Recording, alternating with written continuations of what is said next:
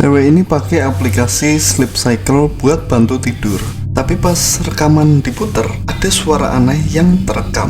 Sedikit info, si cewek ini tinggal di sebuah apartemen dan pintunya itu sudah kekunci rapat. Ia sangat kebingungan, ini suara berasal dari mana? Apakah ini ada orang yang masuk ke dalam apartemennya atau makhluk gaib? Coba kalian dengerin baik-baik dan jangan lupa subscribe channel ini.